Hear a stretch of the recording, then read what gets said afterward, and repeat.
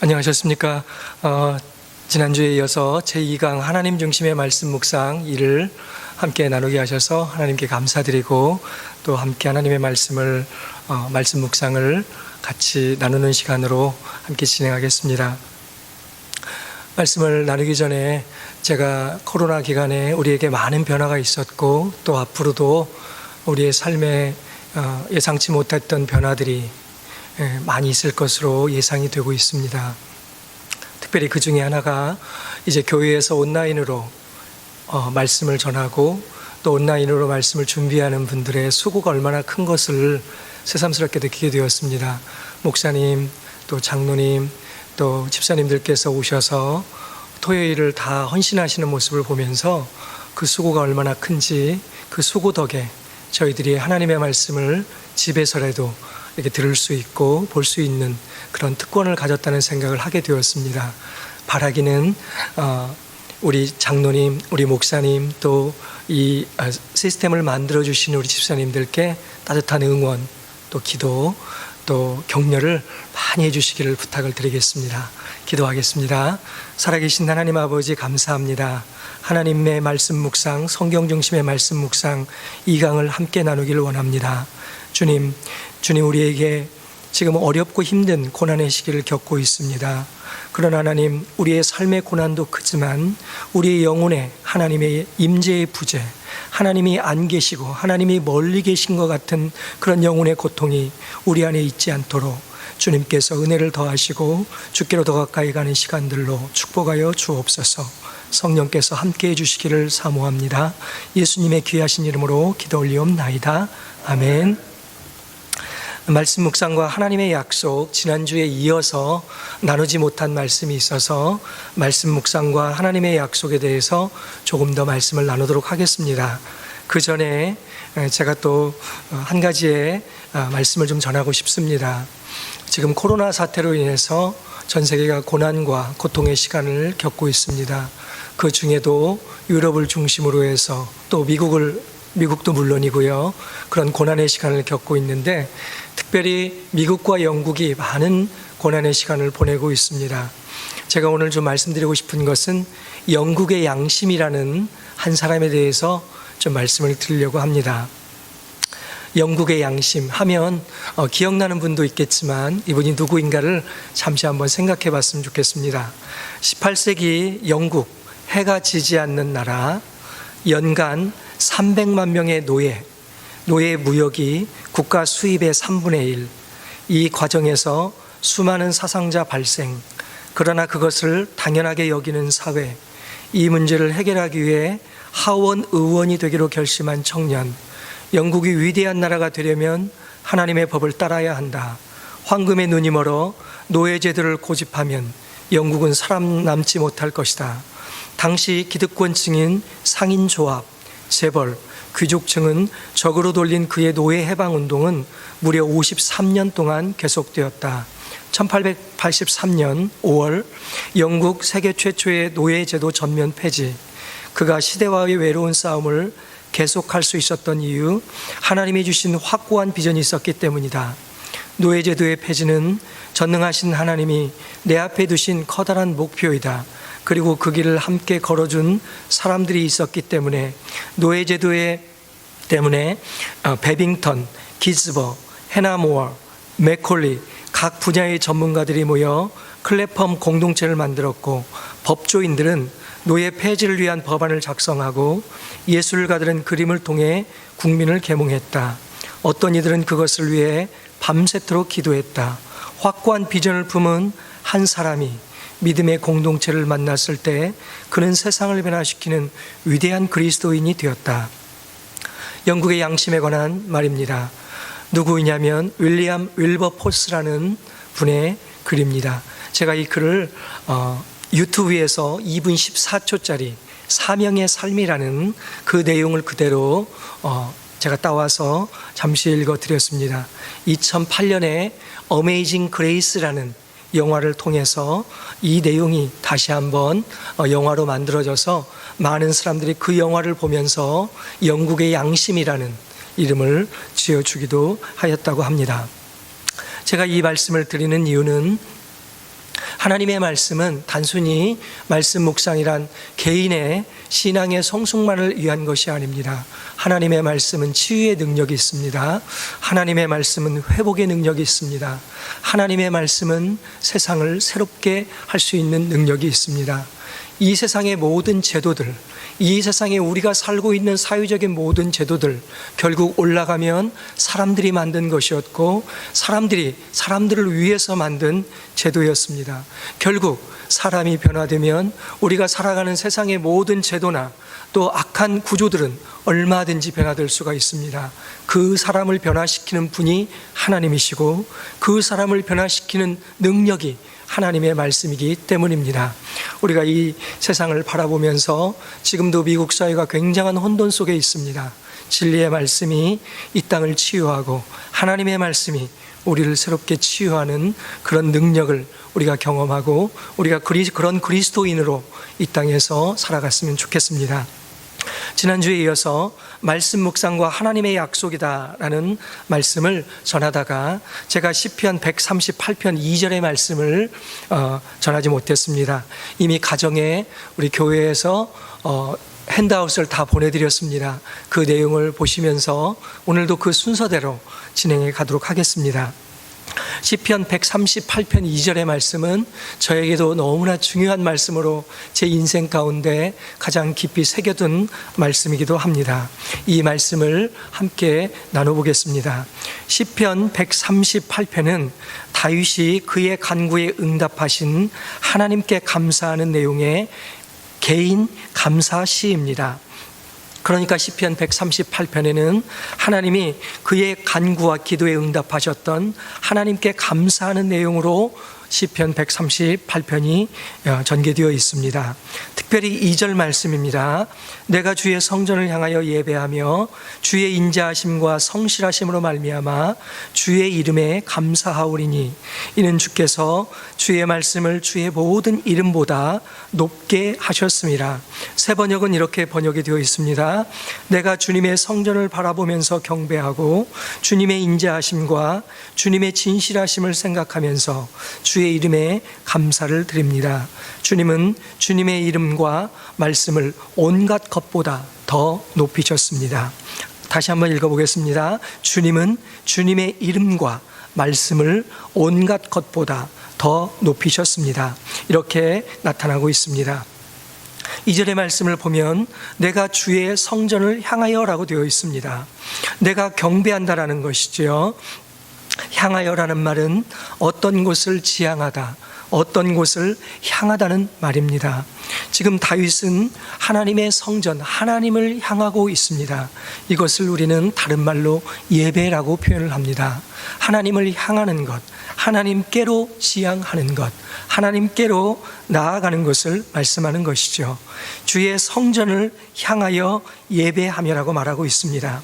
특별히 우리말 성경에는 성전을 향하여서 그냥 단순한 성전의 내용을 말하고 있지만 좀 더 깊이 들여다보면 이 말씀은 여호와의 전을 말씀하는데 좀 더 깊이 거룩한 전, 하나님의 성전의 가장 깊숙한 부분, 그 성전의 가장 깊숙한 부분은 성소와 지성소로 구분되어 있는, 특별히 지성소와 성소를 말씀하고 있습니다. 그러니까 다윗이 지금 하나님의 성전, 하나님의 지성소, 하나님의 임재가 계신 그곳을 바라보며 내가 주의 성전을 향하여 예배한다고 말씀하고 있습니다. 그러면서 다윗은 이렇게 말합니다. 주의 인자하심과 성실하심으로 말미암아 주의 이름에 감사하오리니 라고 말씀하고 있습니다. 주의 이름이 등장하고 있지요. 주의 이름과 성실하심이 먼저 나타나고 있는데요. 주의 인자와 성실하심이라는 말은, 주의 인자하심은 하나님의 사랑을 말씀하고 있습니다. 이것을 우리가 좀 들어본 내용인데요. 헤세드라는 히브리어를 사용하고 있습니다. 언약의 백성과 맺으셨던 하나님의 일방적인 사랑, 그것을 말씀하기도 합니다. 하나님께서 우리를 향한, 그의 백성을 향한 사랑을 우리는 하나님의 인자하심이라고 말하고 있습니다. 그리고 그 다음 구절에 이렇게 말하고 있습니다. 성실하심으로 말미암아라고 말씀하고 있습니다. 성실하심으로 말미암아 제가 이 부분을 우리 성도님들과 함께 나누고 싶은 본문이기 때문입니다. 성실하심이라는 말은 말 그대로 성실성, 충실성이라는 말이기도 합니다. 그런데 주의 성실하심이라는 이 말이 본래의 의미는 에메트라는 말로 전개되어 있습니다. 이 히브리어 말은 상당한 범위들을 크게 가지고 있습니다. 의미와 뜻이 다양하다라는 것입니다. 그래서 어떤 성경에서는 이렇게 번역도 해놓고 어떤 성경에서는 이렇게 번역도 해놓는 경우를 많이 보게 됩니다. 그래서 성경을 읽다 보면 성경이 왜 이렇게 다르지? 왜 성경은 이렇게 다르게 표현을 해나왔지? 하고 고민을 할 때가 있습니다. 그렇지 않습니다. 하나님의 말씀에 그 단어의 폭이 너무 크기 때문에 그 문맥 속에서 어떻게 해석을 했느냐, 그것을 보는 것이죠. 그런데 이 말씀 가운데 주의 성실하심이라는 말은 성실성, 충실성이라는 말도 있지만 진리라는 말이 그 안에 내포되어 있습니다. 그러니까 이렇게 다윗은 말씀하고 있는 것입니다. 내가 주의 성전을 향하여 예배하며 주님의 사랑과 성실성, 진리로 인하여 주님께 감사한다, 이렇게 또 말을 하고 있습니다. 영어 성경에 한 6개를 비교를 해보았습니다. 그곳에 보면 어떤 곳은 하나님의 진리라고 번역을 해놓은 부분도 있고 어떤 부분은 말 그대로 faithful, 성실하심이라고 번역해 놓은 부분도 있습니다. 이 본문을 자세히 보면 그 뒤에 연결되는 말씀을 보면 주의 인자하심과 성실하심으로 말미암아 주의 이름에 감사하오리니 이는 주께서 주의 말씀을 주의 모든 이름보다 높게 하셨다라고 말씀하고 있습니다. 말씀이 한글로 보면 조금 이 말씀이 잘 들어오지 않습니다. 그런데 주님의 크신 사랑과 주님의 진리로 말미암아 주의 이름에 감사하오리니라고 다윗은 말씀을 하고 있습니다. 그러니까 이 성실이라는 말은 단순하게 한 사람의 어떤 특징을 말하는 것보다는 이 성실함이 가지고 있는 내용의 의미는 하나님의 말씀의 진리의 성실성, 하나님의 말씀의 확실성, 하나님의 말씀은 틀림없다, 하나님의 말씀은 변함이 없다, 영원히 변치 않는다는 그 말씀을 내포하는 것으로 보면 되겠습니다. 주님의 인자하심과 주님의 진리로 말미암아 다윗은 하나님께 감사하고 있습니다. 그 다음에 9절입니다. 이는 주께서 주의 말씀을 주의 모든 이름보다 높게 하셨다고 말씀하고 있습니다. 우리말 성경에는 드러나지 않고 있지만 왜냐하면 말하고 있습니다. 왜냐하면 주께서 주의 말씀을 주의 이름보다 높게 하셨다라고 말씀하고 있습니다. 그 앞에 다시 한번 말씀을 드립니다. 주의 성실하심과 주의 진리 때문에 하나님께 감사합니다. 왜냐하면 주께서 주의 말씀을 주의 모든 이름보다 높게 하셨기 때문입니다 라고 이 말씀은 전개되고 있습니다. 2절에서 이렇게 말씀하고 있습니다. 주님의 말씀을 가장 높게 하셨다고 말씀하고 있습니다. 그런데 이 부분도 우리가 조금 주의 깊게 이 말씀을 보셨으면 좋겠습니다. 주의 말씀을 주의 이름에 주의 모든 이름보다 높게 하셨다고 말하고 있습니다. 어떤 구절은 이렇게 말합니다. 당신은 당신의 이름과 당신의 말씀을 모든 것보다 높게 하셨다고 번역하는 말씀도 있습니다. 그런데 다른 번역에서는 또 이렇게 말합니다. 주께서 주의 말씀을 주의 이름보다 주의 이름과 같이 높이셨습니다. 주님과 주의 말씀을 함께 높였다라는 번역을 또 주고 있습니다. 하나의 번역은 굉장히 모순적으로 느껴지기도 합니다. 주께서 주의 말씀을 주의 모든 이름보다 높게 하셨다라는 것은 조금만 생각해 보면 굉장히 모순적인 말씀일 수 있습니다. 하나님의 존재보다 그의 입에서 나왔던 말씀을 더 높이셨다는 것은 자기 모순과 같은 것입니다. 어떻게 말씀하시는 그분보다 그분의 말씀을 하셨던 존재보다 그의 입에서 나왔던 말씀을 더 높였다고 표현을 해놓았을까? 저는 이 부분이 굉장히 좀 의심스럽고 좀 이 부분을 좀 깊이 생각하게 되었습니다. 이것은 하나님의 자기 모순과 같은 말씀입니다. 그렇기 때문에 이 말씀이 더 하나님의 말씀의 위대성이 드러나는 것입니다. 이 말씀은 하나님의 그분의 입에서 나온 그의 말씀의 확실성과 신실함과 그 말씀의 성실함은 그의 존재를 걸고 말씀하신다는 것입니다. 매우 모순적이죠. 그러나 성경에서는 이 모순적인 모습이 예수님을 통해서도 나타나고 있습니다. 하나님이셨던 예수님 그분이 만드셨던 피조물의 모습을 입으시고 우리의 죄를 대신해서 이 땅에 오신 그 예수님의 모습이야말로 하나님 자신의 모순과 같은 말씀 아니겠습니까? 본질이셨던 그분이, 하나님의 존재이셨던 그분이 어떻게 피조물의 모습을 가지고 이 땅에 인간의 모습으로 오셨다는 것은 하나님의 명백한 자기 모순과 같은 말씀이기도 합니다. 그러나 우리는 이 말씀을 통해서 알 수 있는 것은 예수님께서 이 땅에 하나님이셨던 그분이 이 땅에 오셨다는 것은 그만큼 그분의 크신 사랑, 우리를 향한, 죄인을 향한 하나님의 그 크신 사랑이 얼마나 크시다는 것을 역설적으로 말씀하시는 내용입니다. 마찬가지로 하나님의 자기 모순성과 같은 이 말씀은, 하나님의 말씀의 확실성은, 하나님의 말씀의 신실성은, 하나님의 말씀의 살아계심은 하나님께서 자기의 전 존재를 걸고 말씀하시는 것이다 라는 것을 이 말씀을 통해서 우리에게 주시는 것입니다. 그러면서 두 해석은 모두 같은 말씀입니다. 그분은 그분의 이름과 그분의 말씀을 높게 하셨다는 말씀이나, 하나님께서는 자신의 존재보다 그분의 말씀을 더 높게 하셨다는 말씀이나, 이 말씀은 모두 다 하나님께서 그분의 입에서 나온 모든 하나님의 말씀은 존귀한 말씀이요 하나님의 말씀을 높이셨다라는 것입니다.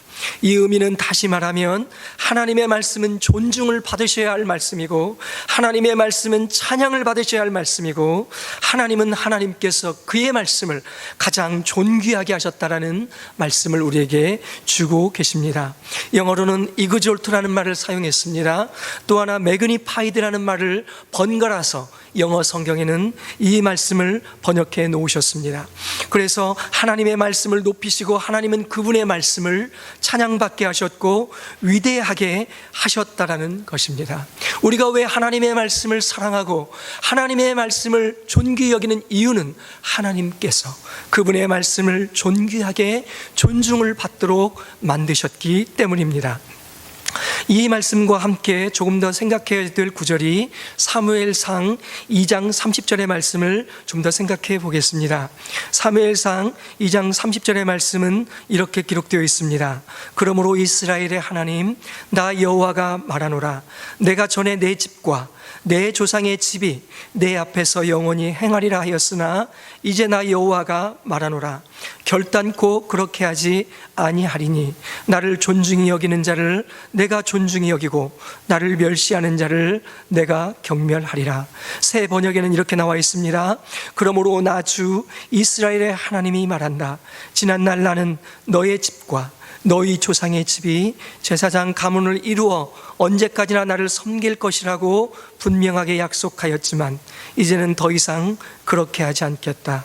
이제는 내가 나를 존중하는 사람들만 존중하고 나를 경멸하는 자들은 수치를 당하게 할 것이다. 사무엘상에 나타나 있는 말씀입니다. 우리가 잘 아는 엘리 제사장에 대한 하나님의 경고와 징계의 말씀을 제가 읽어드린 말씀입니다. 이 말씀 가운데 우리가 잘 아는 말씀이 나옵니다. 그러므로 이스라엘의 하나님이라는 말은 유일하고 참되신 분이라는 의미를 가지고 있습니다.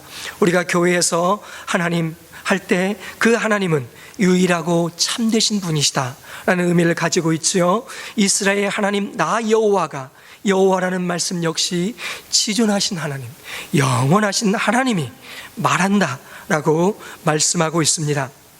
이 말씀 속에는 이렇게 말씀하고 있습니다. 내가 전에 내 집과 내 조상의 집이 내 앞에서 영원히 행하리라라는 말씀을 하고 계십니다.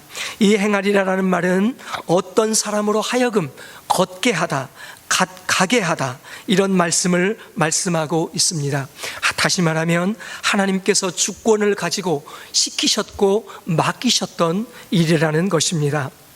그래서 새 번역에는 이렇게 좀 더 친절하게 번역을 해 주셨습니다.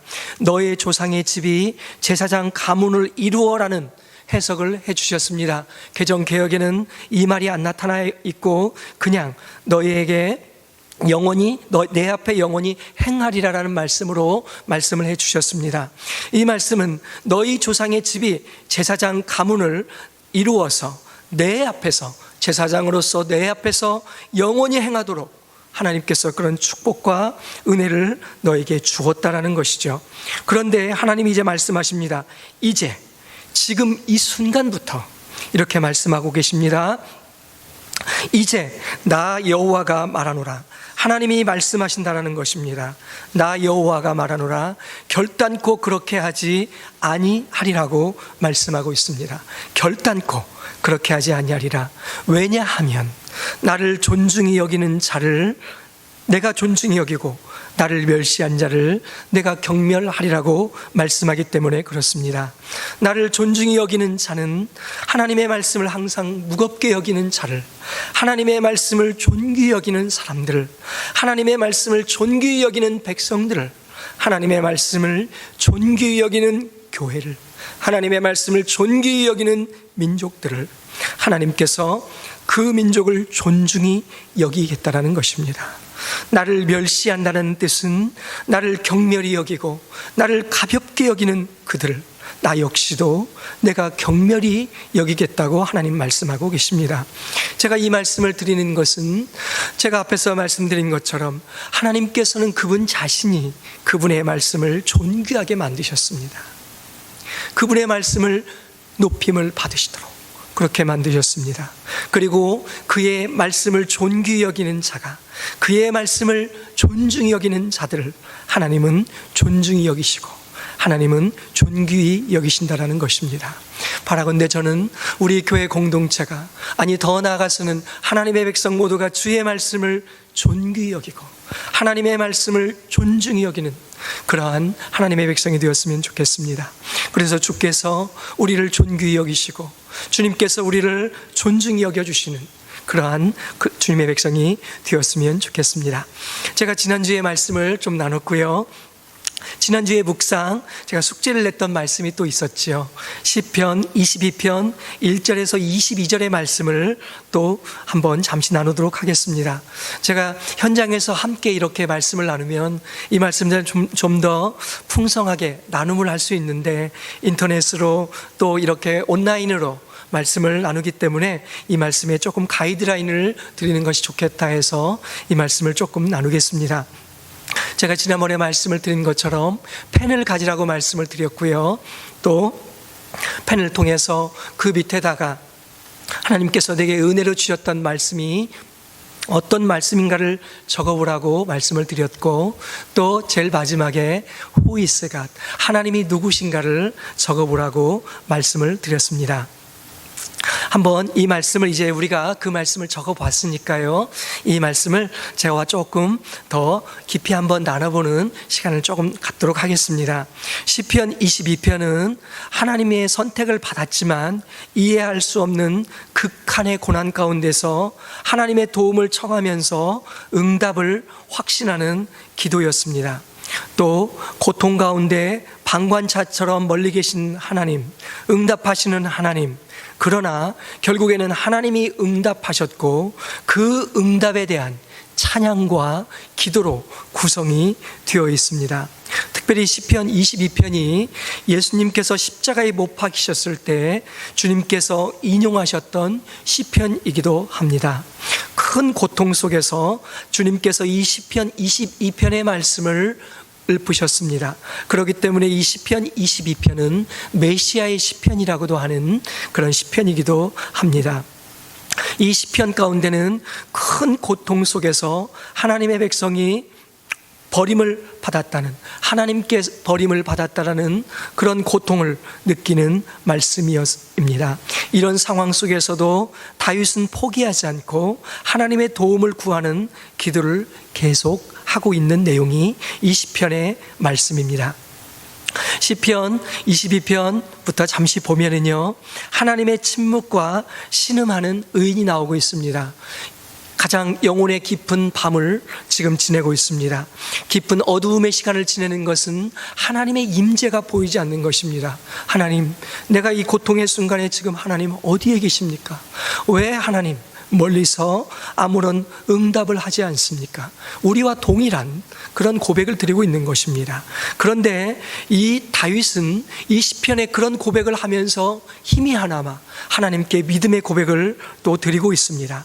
3절에서 5절의 내용은 조상들과 함께 응답하셨던 하나님, 조상들에게 하나님이 의지할 때 응답하셨던 그 하나님에 대한 고백을 또 시작을 합니다. 그러면서 6절에서 8절까지는 다시 사람들의 멸시와 고난당하는 자신의 모습을 다시 또 말하고 있습니다. 그러면서 다시 9절부터 11절은 그 감정이 다시 변화가 일어납니다. 나는 모태에서부터 하나님을 신뢰해 왔습니다 라고 하나님께 다시 한번 고백하는 내용이 나타나고 있습니다. 그리고 12절부터 18절까지는 다시 원수들이 나를 위협하는 상황에 대해서 말씀하고 있고, 19절부터 21절까지는 하나님의 구원을 신뢰하며 다시 한번 호소하는 내용으로 이 내용이 나타나 있습니다. 이 말씀을 다 나눌 수는 없고요, 간단히 몇 가지만 나누도록 하겠습니다. 1절의 말씀을 제가 한번 보겠습니다. 내 하나님이여 내 하나님이여 어찌하여 나를 버리셨나이까? 어찌 나를 멀리하여 돕지 아니하시오며 내 신음소리를 듣지 아니하시나이까? 새 번역은 이렇게 번역되어 있습니다. 나의 하나님 어찌하여 나를 버리십니까? 예수님이 바로 이 부분을 인용하셨죠. 어찌하여 그리 멀리 계셔서 살려달라고 부르짖는 나의 간구를 듣지 않으십니까? 1절의 말씀은 이렇게 되어 있습니다. 내 하나님이여 어찌라는 이 본문이 아마도 이 1절을 이해하면서 성경을 이해하는 굉장히 중요한 본문으로 느껴집니다. 어찌라는 이 부분, 영어로는 왜, 우리말로도 왜라고 되어 있고 영어로는 why라는 이 부분입니다. 이 본문 속에 인생의 근본적인 질문이 여기에서 시작이 되고 있습니다. 어쩌면 이 본문을 이해하는 핵심 키로도 느껴집니다. 하나님이여 어찌하여 나를 버리셨습니까? 어찌하여서 멀리 떨어진 곳에 계십니까? 어찌하여서 나에게 구원과 나에게 도움이 되시지 않습니까?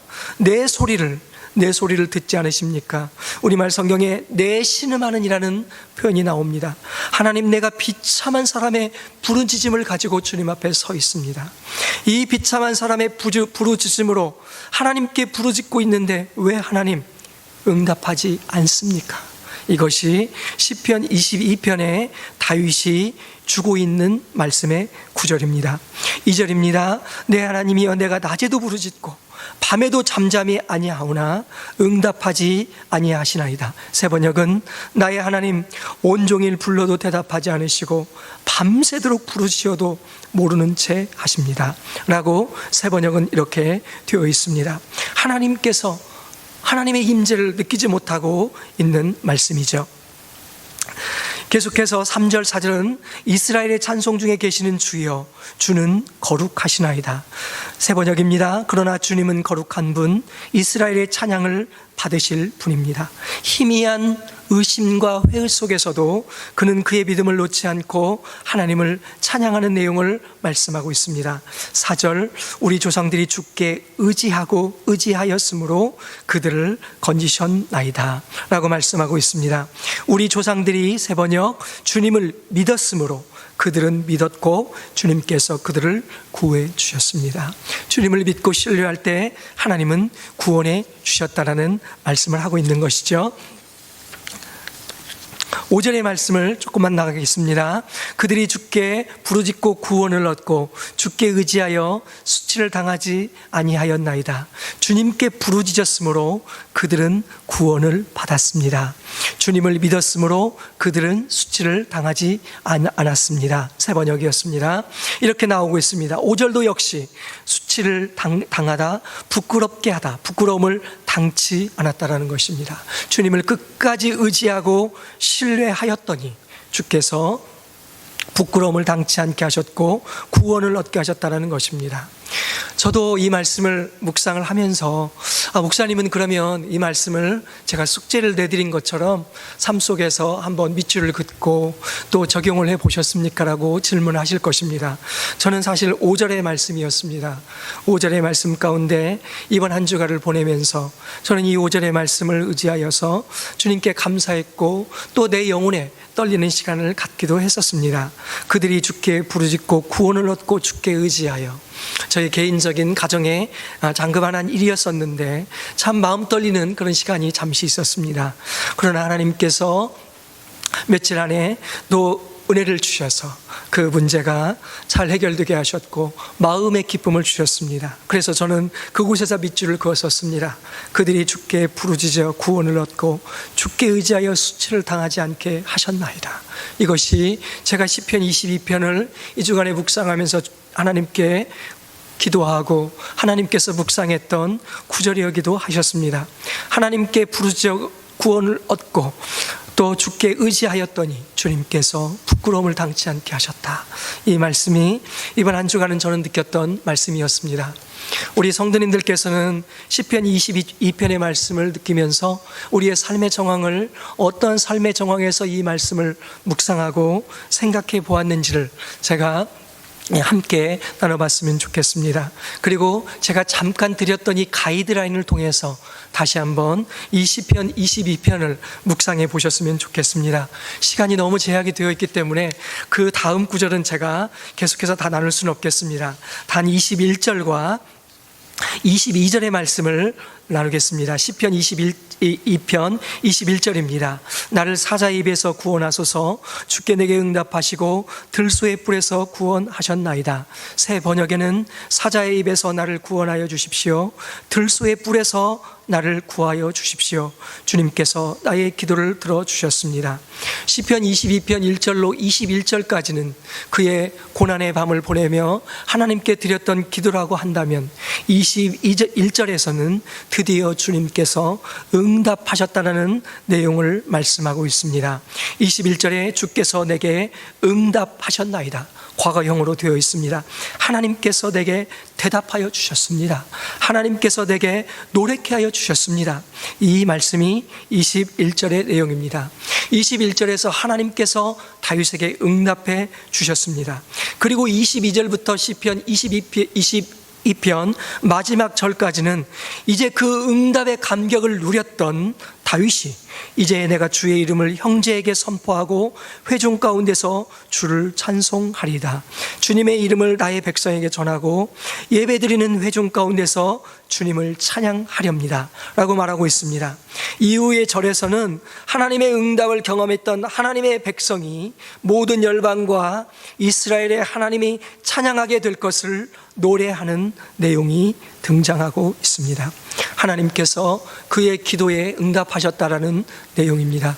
사랑하는 성도 여러분, 우리가 지금 겪고 있는 수많은 어려움과 고통들, 또 우리가 영혼의 밤에 하나님이 나에게 응답하시지 않는 것 같은 느낌을 갖는 이 어려운 시기를 겪고 있을 때 절대로 낙심하지 마십시오. 절대로 좌절하지 마십시오. 시편 22편의 말씀처럼 하나님께서 나의 기도를 들어주셨고 나에게 대답하셨고 나를 노래케 하셨습니다. 그래서 내가 주님의 이름을 찬양합니다. 주님의 이름을 전합니다. 이러한 고백들이 우리 안에 있게 되기를 소원합니다. 제가 이 말씀을 작성하면서 이 말씀을 새롭게 묵상하면서 머리도 아프고 하나님의 말씀을 이렇게 말씀 묵상 준비를 하는 일이 쉬운 일은 아닙니다. 밤새 또 말씀을 묵상을 나누고 준비를 하고 하는데요. 말씀을 준비하다가 제가 유튜브에 어느 한 기사를 보게 되었습니다. 이 내용을 보면서 참 많이 울었습니다. 눈물을 많이 흘렸습니다. 내용은 이런 것입니다. 뉴스타파라는 곳에서 나왔던 목격자들 슬픈 귀향이라는 타이틀이 있었습니다. 우리 성도님들께서도 이 코로나 기간에 제가 아까 말씀드렸던 어메이징 그레이스라는 2008년에 나왔던 영화와 이 내용을 한번 읽어보면 참 좋겠다라는 생각을 갖게 되었습니다. 제가 이 내용을 보면서 다 볼 수가 없었습니다. 그래서 다 보지를 못했습니다. 많이 눈물을 흘렸습니다. 내용은 북한 쪽에서 만든 위안부 할머니, 소위 말하는 성노예를 당했던 할머니들에 대한 기사를 보게 되었습니다. 이 내용을 보면서 얼마나 눈물이 흐르고 마음이 아팠는지 모릅니다. 우리 성도님들께서도 이런 내용을 한번 보셨으면 참 좋겠다라는 생각을 갖게 되었습니다. 동시에 따뜻한 하나님의 백성, 착한 하나님의 백성, 눈물을 흘리는 자를 위로할 줄 아는 그러한 하나님의 백성들이 되었으면 좋겠습니다. 그리고 고통 가운데 있는 사람들을 함께 위로할 수 있는 하나님의 신실하고 성실한 주님의 백성들, 마음이 착한 따뜻한 하나님의 백성이 되었으면 좋겠다라는 것입니다. 왜 이 말씀을 묵상하면서 이 말씀이 우리에게 주었던 이 내용이 왜 그렇게 마음 깊이 와 닿았냐면 1절의 말씀처럼 하나님께서 그 영혼의 부재, 그토록 고통을 당할 때 그들이 하나님을 찾았다면, 또 신을 찾았다면 그 영혼의 절규는 어떤 절규를 했을 것인가, 그런 생각을 했습니다. 하나님의 고귀한 인생으로 이 땅에 보내셨는데 어쩌면 이렇게 폭력적인 인간들에 의해서, 폭력적인 죄악된 인간에 의해서 어쩌면 이렇게도 한 인간들이 짓밟힐 수 있을까라는 아픈 마음이 제 안에 들어왔습니다. 22편의 말씀과 함께 이 말씀을 한번, 이 내용을 보면서 우리가 한번 느껴봤으면 좋겠습니다. 하나님의 말씀을 묵상하는 사람들, 하나님의 말씀을 사랑하는 사람들은 따뜻한 하나님의 백성들입니다. 그리고 하나님의 자녀처럼 살아가는 백성들입니다. 제가 조금 빗나갔는데요, 하나님은 그분을 의지하는 자에게 응답하시고 부끄럽지 않게 하시는 분이시다. 참 좋으신 소망의 하나님을 말하고 있습니다. 그러므로 시편 22편의 말씀처럼 낙심하지 마십시오, 좌절하지 마십시오, 하나님 안에 소망을 두라는 것입니다. 이것이 시편 22편을 나눴던 내용들이었습니다. 이 내용을 기초로 해서 조금 더 깊이 묵상하면 좋겠다라는 말씀을 드립니다. 제가 조금 서두가 너무 길었습니다. 말씀의 중요성, 우리가 하나님의 말씀을 사랑할 때 하나님께서 어떻게 그의 백성을 존귀하게 여기시고 또 하나님께서 존중히 여기시는 데에 대한 말씀을 드렸습니다. 어쩌면 우리에게 그런 동기를 부여한 말씀을 드렸습니다. 그리고 지난주에 우리가 숙제를 했던 그 내용을 좀 말씀을 드렸다면 이제 조금 간단하게 몇 가지의 말씀을 드리고 마치려고 합니다. 제가 말씀 묵상을 위해서는 펜을 항상 준비하라고 말씀을 드렸죠. 아무것도 아닌 것 같지만 이 펜의 차이가 어마어마한 차이를 우리에게 줄 수가 있습니다. 이 사람들의 공통점이 있습니다. 정약용이라는 사람을 잘 알고 계신지요? 코로나 기간에 정약용의 책도 한번 구해서 읽어보면 참 좋겠습니다. 정약용이라는 사람이 있습니다. 아인슈타인은 우리가 잘 알고 있죠. 에디슨도 잘 알고 있습니다. 또 하나 링컨도 잘 알고 있습니다. 이 사람의 공통점이 있습니다. 정약용이라는 사람은 이런 말을 우리에게 남겨주었는 게 돼요. 둔필승총, 한자어입니다. 이 내용은 무엇이냐면 둔한 붓이 총명함을 이긴다. 사소한 메모가 총명한 머리보다 낫다는 그런 말을 남겨주었습니다. 메모의 중요성을 말했었죠. 아인슈타인은 만년필과 종이, 휴지통, 이 세 가지만 있으면 어디든지 연구실이라 할 정도로 아무리 작은 생각도 메모의 습관을 늘 가졌다고 합니다. 링컨, 큰 모자 속에는 늘 노트와 연필을 가지고 다녔다고 합니다. 우리가 링컨의 그림을 보면 큰 모자를 쓰고 있죠. 그 속에는 무엇이 들어있나 봤더니 늘 노트와 연필을 그 속에 가지고 다녔다는 것입니다. 에디슨 잘 알고 계시잖아요. 에디슨은 3,400권의 메모 노트가 그를 발명왕으로 만들었다는 것입니다. 작은 것도 그는 메모하는 습관을 했었는데 무려 3,400권의 메모 노트가 그를 아이디어를 만드는 메모의 아이디어맨으로 그를 만들었다는 것입니다. 이런 우스운 말도 있습니다. 다윈이 만든 말인데요, 적자생존이라는 말이 있잖아요. 그 적자생존이라는 말은 여러분이 잘 아실 것입니다. 학교에서 다 배웠으니까요. 그런데 요즘은 이 적자생존이 진화를 해가지고 이렇게 말한다고 합니다. 적는 자만 살아남는다. 잘 적는 자만이 이 땅을 살아남는다는 말로 변화되었다고 합니다. 제가 이 말씀을 드리는 것은 말씀 묵상을 할 때 꼭 펜을 꺼내라는 것입니다. 펜을 꺼내서 하나님의 말씀을 밑줄을 그어보고 그곳에다가 하나님께서 주셨던 그 메시지를 적어보라는 것입니다. 제가 오늘 드리는 매우 중요한 또 한 가지의 말씀을 전하려고 합니다. 한인 2세로 연결해서 말씀 묵상을 위해 펜을 준비하라는 말씀과 연결해서 한일 2세로 하버드 법대의 최초로 아시아 여성 종신 교수인 석지영 교수라는 분이 계십니다. 이분이 2013년에 발행한 책이 하나 있습니다. 내가 보고 싶었던 세계라는 책을 내놓았는데요. 2013년이니까 이제 꽤 지난 책입니다. 그러나 그 내용 속에는 매우 가치 있는 내용이 매우 많이 있습니다. 우리 자녀들에게 우리 부모들이 얼마나 아이들을 좋은 명문대를 보내고 싶으면 그런 말도 있지 않습니까? 부모들이 자녀를 낳으면 너는 꼭 하버드 가고 너는 꼭 예일 가라 그래가지고 자녀의 이름을 하버드라고도 짓고 예일이라고도 짓는다고 그런 우스갯소리도 제가 들어본 적이 있습니다. 그런데 이 하버드 법대의 최초 아시아 여성 종신 교수였던 석지영 교수의 이 책 가운데 아주 흥미로운 한 구절이 있었습니다. 저는 이 내용을 보면서 너무 신기했습니다. 말씀 묵상과 굉장히 내용이 같구나 하는 내용을 보았는데요. 그분이 법대 3학년 때의 일을 기록해 놓았습니다. 저명한 형법학자인 빌 스턴츠에게 찾아가서 형법에 관련된 개념의 리포트를 하나 쓸 건데 지도를 해달라는 부탁을 하는 장면이 나옵니다. 그때 이 빌 교수가 그에게 준 따뜻한 교훈을 그 책에 기록을 하고 있습니다. 이런 내용입니다. 첫 번째, 과학에 높은 기대를 품지 말고 규칙적으로 글을 쓸 것. 두 번째, 주제에 대해서 다 알지 못하더라도 글을 쓰기 시작할 것. 세 번째, 확신이 서지 않는 내용이라도 일단 써보고 내용을 알게 되면 완전히 다시 쓸 것. 네 번째, 쓰고 연구하고 읽고 다시 쓸 것, 이 과정을 반복할 것. 이렇게 가이드라인을 주었습니다. 얼마나 평범하고 우리는 굉장한 줄 알았습니다. 하버드 법대에서 공부하는 하버드 법대의 교수가 주는 지침은 무엇일까? 무언가 특별한 방식이 있을까? 그런데 너무나 평범한 얘기를 하는 것에 제가 많이 놀랐고요. 또 하나 놀란 것은 우리가 말씀 묵상을 할 때 했던 내용과 너무나 동일했다는 것입니다. 그러니까 우리가 하버드 공부를 하고 있었던 거예요. 그런 내용을 제가 가졌다는 것입니다. 우리가 하나님의 말씀을 묵상을 할 때 제가 꼭 말씀드리고 싶은 것이 이것입니다. 과하게 높은 기대를 품지 말고 규칙적으로 하라는 것입니다. 규칙적으로. 너무 과한 기대, 너무 과한 높은 기대를 품지 마십시오.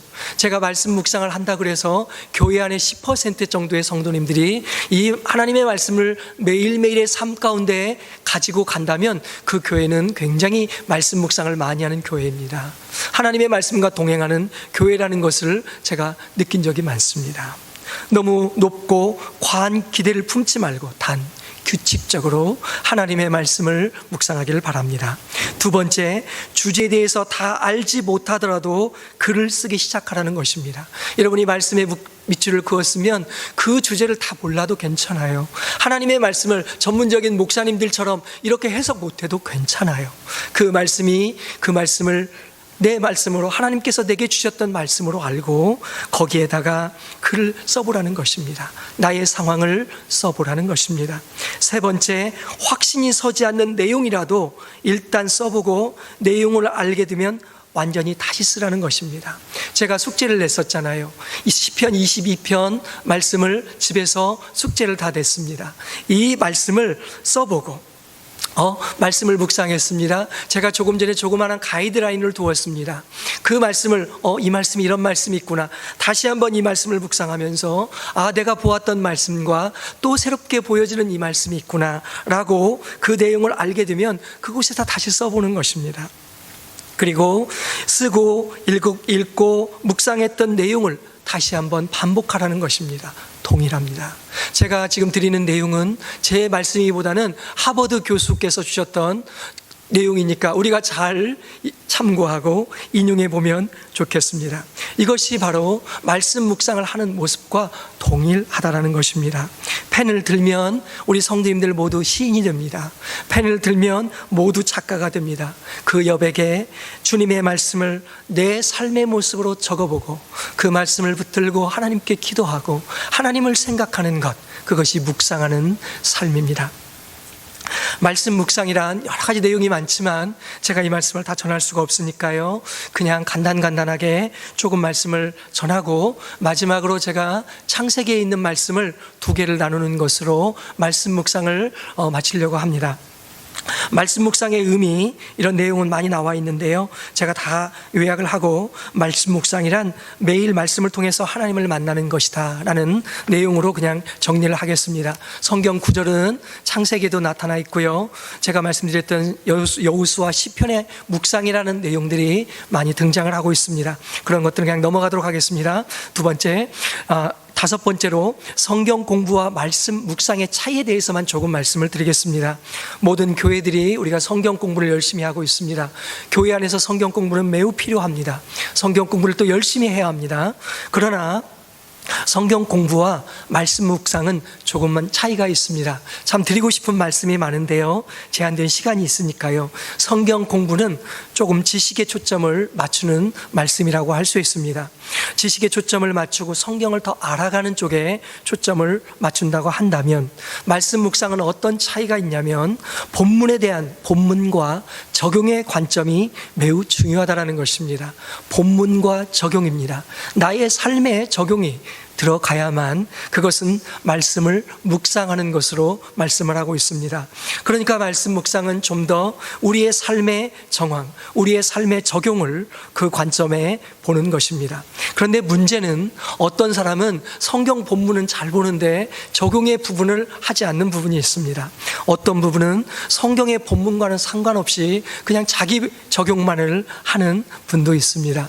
이 부분들을 조금 조정을 해서 하나님의 말씀의 본문에 신실하고 동시에 그 삶의 내용 가운데 적용의 관점을 함께 가지는 것, 그것이 바로 말씀 묵상이라고 할 수 있겠습니다.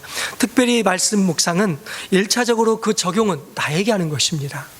참 우리가 이상한 것은 그 적용의 관점을 항상 남에게 하는 습관이 있습니다. 어떤 분이 그러시더라고요. 주님, 내가 여기 있사오니 나를 보내소서, 이렇게 찬양을 해야 되는데 주님, 내가 여기 있사오니 저 사람을 보내시옵소서, 이렇게 찬양한다는 우스갯소리도 있습니다. 적용을 나에게 하는 것입니다. 1차적으로 하나님 앞에 서 있는 나에게 적용을 하는 것입니다. 적용의 관점도 너무나 많은 다양한 적용의 관점들이 있고 또 여러 가지 혜택을 주고 있는 것도 있습니다. 그러나 저는 적용을 한 3가지 정도로 그냥 요약해서 적용을 말합니다. 1차적으로 나에게 하는 것, 2번째는 교회 공동체 안에서의 나를 보는 것, 3번째는 직장에서 나를 보는 것, 또 가정에서의 나를 보는 것, 이 정도로 나의 적용의 관점을 늘 가지고 묵상합니다. 그리고 중요한 것은 이 적용의 관점이 왜 중요하냐면 하나님의 말씀이 나의 말씀으로 되는 것은 바로 그 적용의 순간에 성령께서 역사하기 때문에 그렇습니다. 성령께서 그 순간에 역사하는 그 순간, 그래서 적용의 순간이 하나님의 성령께서 가장 강력하게 역사하는 순간이기도 합니다. 그렇기 때문에 기도를 하나님께 깊이 기도하고 성령의 도움을 구하는 것입니다. 우리가 곰곰이 생각해 보면 목사님께서 말씀을 주셨을 때 그 말씀이 나에게 은혜가 되었던 때가 언제였습니까? 그 본문과 함께 목사님이 주셨던 메시지가 내 삶의 정황과 딱 맞아 들어갔을 때 그 말씀이 하나님의 음성으로 내 안에 들어왔고 그것이 하나님의 음성으로 내 안에 남았습니다. 마찬가지로 적용의 순간에 주님의 성령께서 가장 강력하게 역사하는 순간입니다. 그렇기 때문에 교회 공동체가 강력하게 성령의 은혜를 사모해야 하고 우리의 삶 가운데 성령의 은혜를 강력하게 기도해야 한다는 것입니다. 하나님의 말씀의 사람은 동시에 기도의 사람입니다. 말씀을 묵상하는 사람이 기도하지 않을 수 없지요. 하나님의 말씀을 의지하는 사람이 어떻게 기도하지 않을 수 있겠습니까? 그리고 제가 말씀을 묵상하면서 말씀 묵상을 하면서 느꼈던 것은 자칫하면 머리만 커질 수 있다. 이런 생각을 너무나 많이 느꼈습니다. 머리로 아는 것이 아니라 가슴으로 하나님을 알고 가슴으로 뜨겁게 주님을 아는 것입니다. 그러므로 하나님의 성령께 의지하고 기도해야 합니다. 주님께 결사적으로 기도해야 하고 기도의 사람이 곧 말씀의 사람이라는 것입니다. 특별히 저는 우리 참사랑교회가 강력하게 하나님의 성령의 도움을 의지하는 기도가 있는 공동체였으면 좋겠습니다. 성령께 매달리고 주님께 매달리고 기도하는 그런 교회, 하나님의 역사를 보고 하나님의 말씀이 살아있는 역사를 보는 그런 교회가 되었으면 좋겠습니다. 이제 매일 성경과 함께 제가 간단히 말씀을 드리고 하나님과 동행했던 두 사람의 말씀을 드리고 말씀을 맺겠습니다. 제가 여기 매일 성경을 가지고 왔습니다. 매일 성경을 가지고 왔는데요, 혹시 생명의 삶으로 묵상을 하시거나 또 날샘이라 그래서 날마다 샘솟는 샘물이라는 사랑의 교회에서 나오는 큐티집도 있습니다. 또 서점에 가면 많은 이런 큐티 말씀 묵상집이 있는데요, 어느 것을 가지고 하셔도 동일합니다. 어느 것을 하셔도 괜찮습니다. 중요한 건 하나님의 말씀의 본문을 보는 것입니다. 본문에 초점을 두고 하나님의 음성을 듣는 것이 매우 중요하기 때문에 그렇습니다. 그러나 저는 오늘 제가 매일 성경에서 매일 성경을 가지고 묵상을 해왔고, 그래서 이 말씀을 좀 드리고 또 우리 교회 공동체가 매일 성경을 가지고 묵상을 하기 때문에 이 말씀을 간단하게 말씀을 드리려고 합니다. 매일 성경은 참으로 쉬운 묵상집입니다. 우리가 겉으로 보면 굉장히 어려워 보이는데요, 이토록 쉬운 하나님의 말씀을 묵상하기를 돕는 큐티집도 많지 않을 거라는 생각이 들었습니다.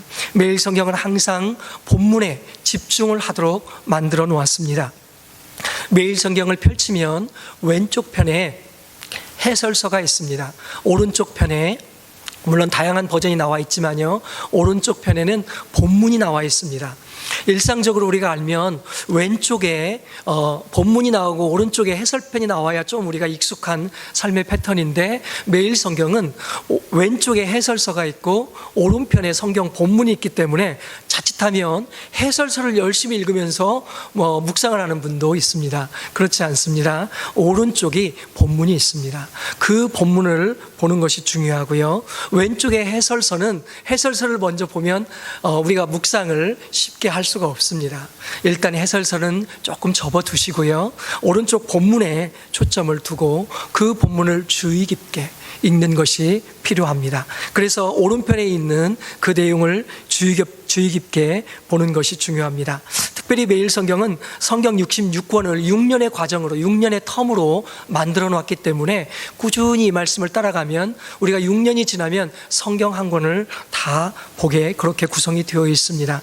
또 하나, 그렇기 때문에 어떤 또 큐티집을 보면은요, 성경을 꼭 우리가 읽기 좋은 본문만을 늘 다루는 성경도 있습니다.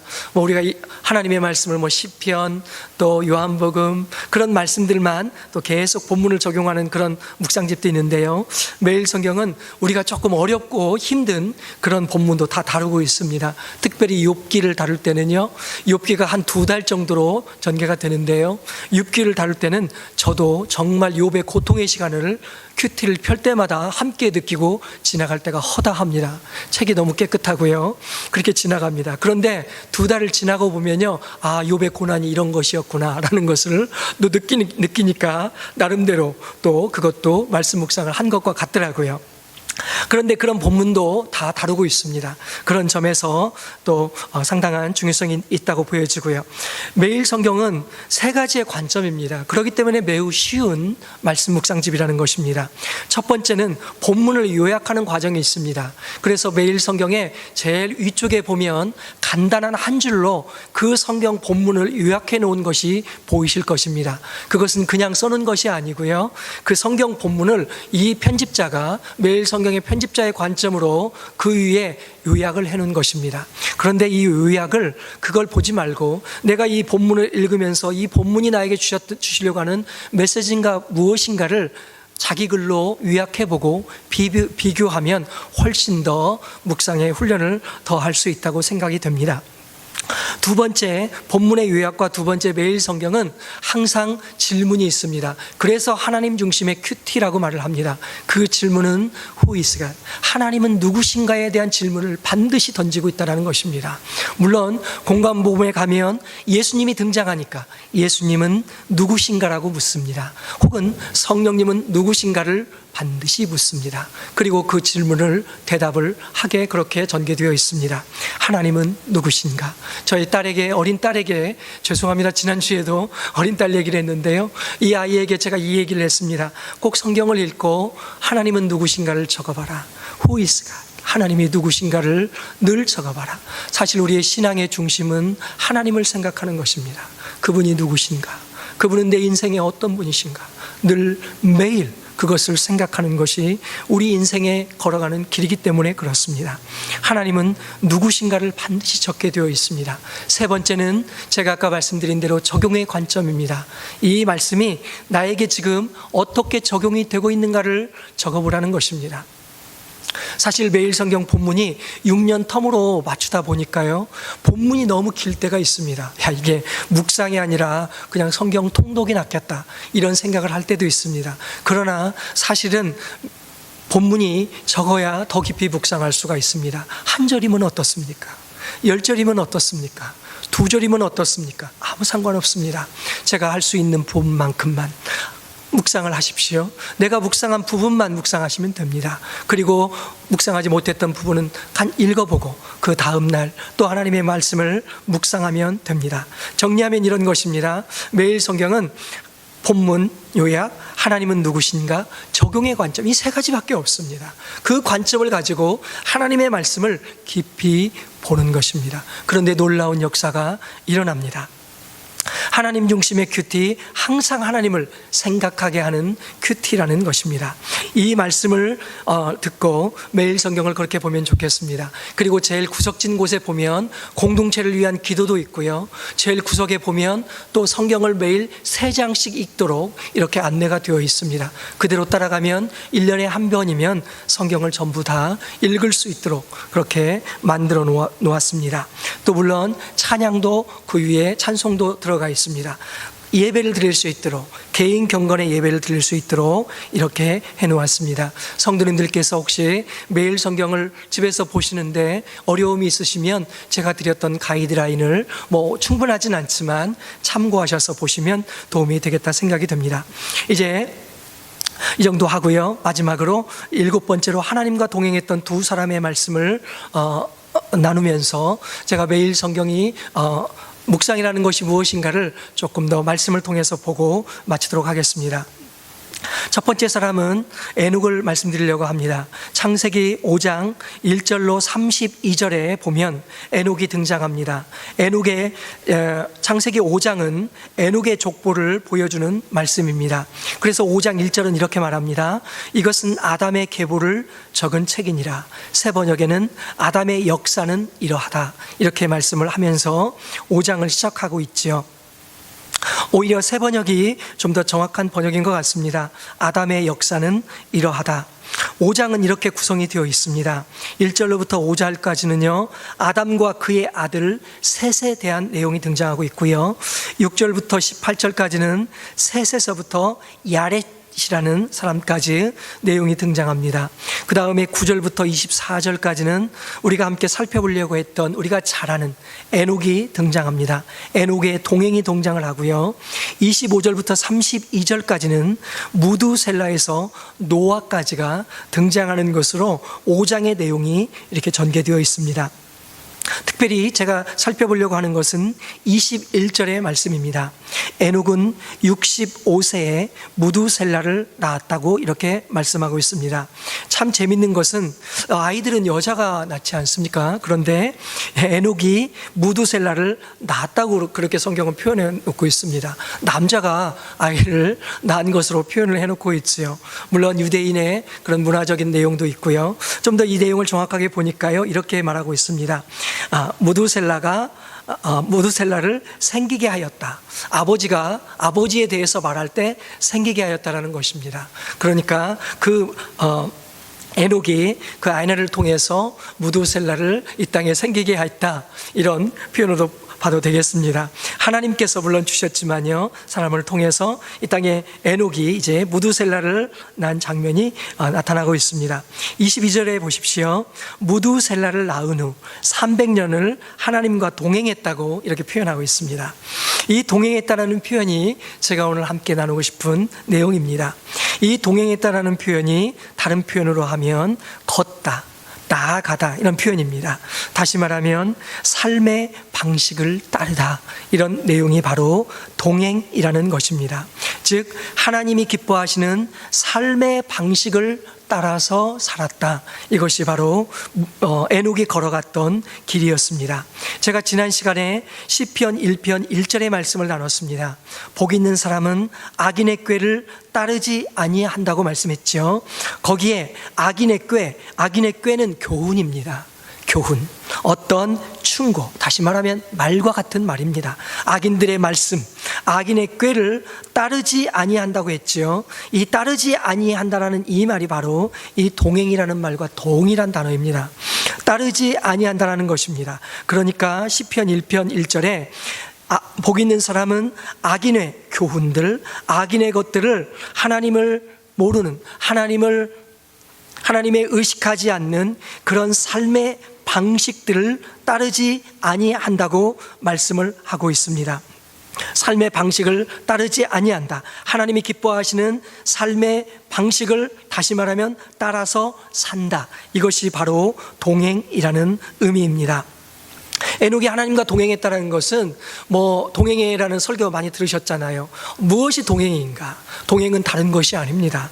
하나님의 말씀을 통해서 그의 삶의 방식이 하나님이 기뻐하시는 삶의 방식을 따라서 살았다. 이것이 바로 동행이라는 것입니다. 에녹은 그렇게 살았던 사람입니다. 그래서 그는 우리와 평범하게 자녀를 낳으며 살았습니다. 일상에서 하나님의 뜻을 발견하고 하나님이 기뻐하시는 삶의 방식을 따라서 산 사람, 그것이 하나님과 동행한 사람이라고 말씀을 하고 있습니다. 하나님의 말씀을 통해서 하나님의 뜻을 발견하고 삶의 방식을 따라서 살았던 사람, 그 사람이 바로 에녹이었습니다. 날마다 말씀을 묵상하며 살아야 하는 이유, 그것이 바로 에녹을 통해서 우리가 발견하게 됩니다. 23절, 그는 365세를 살았더라. 24절, 에녹이 하나님과 동행하더니, 또 나오고 있습니다. 위에 나왔던 말씀과 동일한 말씀입니다. 삶의 양식을 따르다, 삶의 방식을 따라서 살았다라고 말하고 있습니다. 그리고 하나님이 그를 데려가심으로 세상에 있지 아니하였더라, 세상에 존재하지 아니하였더라고 성경은 말씀하고 있습니다. 우리가 너무나 잘 알고 있는 그런 말씀이죠. 이 내용과 함께 살펴볼 사람이 노아입니다. 노아의 내용을 좀 더 보려고 하는데요, 창세기 6장 9절로 13절에 노아가 등장합니다. 5장이 아담의 족보의 역사를 말한 것이라면 6장은 타락한 계열의 사람들의 족보를 말씀하고 있습니다. 타락한 계열의 족보를 말씀하는 그 속에 하나님과 동행했던 노아가 등장하고 있습니다. 이 6장 1절로 4절을 보면 하나님의 아들들과 사람의 딸들의 결혼이 나오고 있죠. 5절에서 8절은 하나님의 심판과 하나님의 은혜를 입은 노아가 등장합니다. 9절로 13절은 노아의 족보와 부패한 땅의 모습이 등장하고 14절에서 17절까지는 방주를 지으라는 명령으로 6장이 내용이 나타나고 있습니다. 18절에서 22절에는 하나님의 언약과 노아의 가족과 생물의 보존이 등장하는 내용이 나오는데요, 제가 오늘 조금 보려고 하는 것은 9절입니다. 이것은 노아의 족보니라. 노아는 의인이요 당대의 완전한 자라. 그가 하나님과 동행하였으며. 세 번역은 이렇게 되어 있습니다. 노아의 역사는 이러하다. 노아는 그 당대에 의롭고 흠이 없는 사람이었다. 노아는 하나님과 동행하는 사람이었다 라고 세 번역에는 번역이 되어 있습니다. 제가 여기서 조금 살펴보려고 하는 것은 노아가 의인이라는 내용입니다. 우리가 이 말씀을 가지고 많이 고민도 하고 또 말씀을 읽을 때마다 노아가 의인이었다라는 의인의 개념, 또 하나 노아가 완전한 자였다, 이런 말씀을 가지고 우리가 조금 혼동도 할 때도 있고, 이 말씀을 어떻게 보아야 될까 하는 그런 생각을 할 때가 많습니다. 그런데 이 말씀을 조금만 살펴보면은요, 노아가 의인이었다라는 말씀은 노아 자신이 의롭고 죄가 없다라는 말씀을 말씀하시는 것이 아니라 또 다른 의미로는 그는 하나님의 법도를 순종하며 살아갔던 사람이다 라는 개념으로 이해하면 좋겠습니다. 차디크라는 말의 의미가 그런 의미를 포함하고 있습니다. 하나님의 법을 순종하면서 걸어갔던 자, 그것을 의인이라고 말하고 있습니다. 죄가 하나도 없는 상태가 아니고요, 하나님의 법을, 우리도 그렇지 않습니까? 비록 부족할지라도 하나님의 법을 순종하면서 살려고 했던 자, 그것이 바로 의인의 모습입니다. 노아가 죄가 없는 사람이 아니라는 것은 우리가 다음에 성경 구절을 보면 노아의 실수와 노아의 허물이 많이 발견되기 때문에 그렇습니다. 그럼에도 불구하고 그는 의인이었던 것은 그가 하나님의 법도를 따라서 순종하면서 살아가려고 했던 사람이었다는 것입니다. 또 하나, 완전한 자라는 표현이 나오잖아요. 이것은 완전했다, 그가 완벽한 퍼펙트한 사람이었다라는 의미가 아니라 하나님을 향하여 온전히 헌신된 삶으로 살아가려고 했던 자였다, 그런 의미를 내포하고 있습니다. 그러니까 노아는 하나님의 법을 순종하며 하나님을 향하여 헌신된 모습으로 살아가려고 하였던 사람이었다라고 말씀하고 있습니다. 그리고 이어서 당대에 그렇게 말씀하고 있습니다. 그는 하나님과 동행하였다라는 것입니다.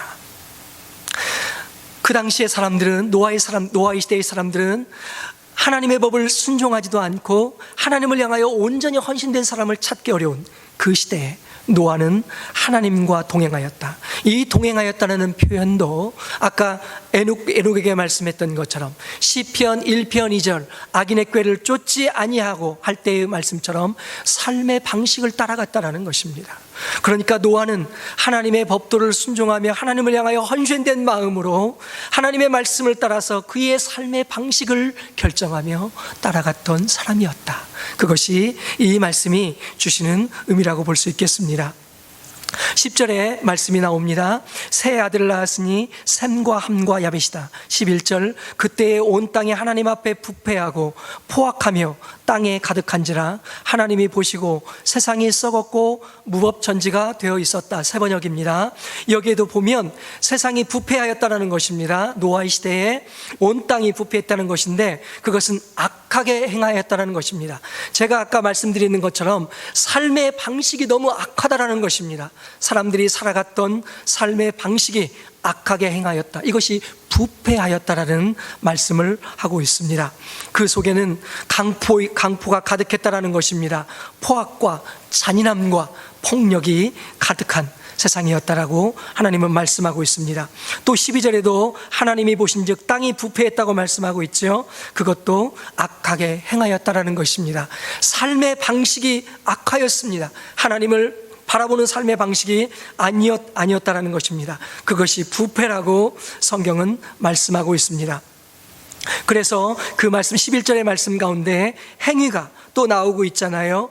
행위가 사람들의 하나님 앞에 온 땅에 하나님 앞에 부패하여 포악함이 땅이 가득한지라 12절에 보면은 이 말씀이 나와 있습니다.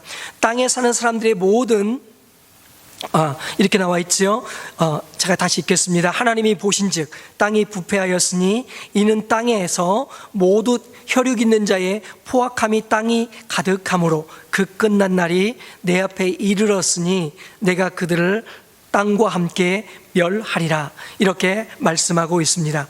여기에 그들의 행위가 나오고 있는데요, 이 행위가 바로 동일하게 그들의 삶의 방식을 말하고 있습니다.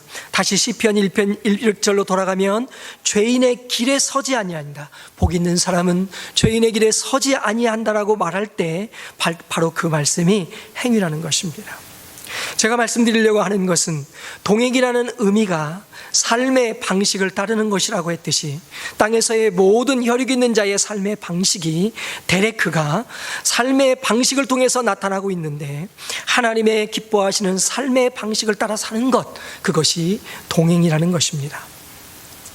13절에 결과가 나오죠. 하나님이 노아에게 이르시되 모든 혈육 있는 자의 포악함이 땅에 가득하므로 그 끝날이 내 앞에 이르렀으니 내가 그들을 땅과 함께 멸하리라. 세 번역, 하나님이 노아에게 말씀하셨다. 땅의 사람들 때문에 무법천지가 되었고 그 끝날이 이르렀으니 내가 반드시 사람과 땅을 함께 멸하겠다. 이렇게 말하고 있습니다. 14절로 17절에 한번 가보겠습니다. 방주를 지으라는 명령하시는 장면이 나옵니다. 14절, 너는 고로페 나무를 너를 위하여 방주를 짓되. 14절 보십시오. 방주를 지으라고 하나님이 하셨는데 그 방주를 누구를 위해서 지으라고 하신 방주지요? 너를 위해서입니다. 하나님을 위해서 지은 것이 아니라 너를 위해서 방주를 지으라고 하나님이 말씀하고 있습니다. 모세가 따라갔던 삶의 방식은 바로 하나님께서 말씀하셨던 너를 위해서 방주를 지으라는 그 말씀을 따라서 살아갔던 삶의 방식이 계속해서 나오고 있습니다. 그것이 바로 노아가 하나님과 동행했습니다. 그리고 7절 1절에 보면 이렇게 말하고 있습니다. 7장 1절입니다. 여호와께서 노아에게 이르시되 너와 내 온 집은 방주로 들어가라. 내가 이 세대에 내가 내 앞에서 의로움을 내가 보았습니다. 여기에 또 다른 의로움이 나타나고 있죠. 아까 앞에서 설명했던 바로 그 의로움입니다. 그 의로움은 노아가 죄가 없는 상태가 아니라 그가 하나님의 법도를 순종하며 살았던 그의 말을 말씀하고 있습니다. 7절 1절입니다. 7장 1절이 그것이잖아요. 여호와께서 노아에게 이르시되 너와 내 온 집이 방주로 들어가라. 약속의 말씀을 붙들고 방주를 지었던 노아, 그에게 말씀하십니다. 이 세대에 내가 내 앞에서 의로움을 내게 보았습니다. 하나님의 법도를 순종하여 약속하신 방주를 지으라는 말씀을 순종하여 그 길을 걸어갔던 노아, 그것을 하나님은 하나님 앞에서의 의로운 자라 말씀하셨고 동행하는 자라고 말씀을 하고 있습니다. 제가 장황하게 오늘은 말씀을 많이 드렸습니다. 방주를 지으라는 하나님의 말씀을 따라 순종하며 걸었던 자의 삶, 그것을 동행이라고 말합니다. 말씀 묵상의 삶은 비록 우리가 부족한 모습이 많아도 일상의 삶에서 하나님의 말씀을 붙들고 그 말씀을 따라서 하나님의 뜻을 발견하고 그 말씀을 삶의 방향을 결정하면서 늘 살아가는 것, 그것이 말씀을 묵상하는 것이고 말씀 묵상을 하며 살아가는 하나님의 백성들의 삶의 모습이라는 것입니다. 단순히 어떤 기교를 말하는 것이 아닙니다.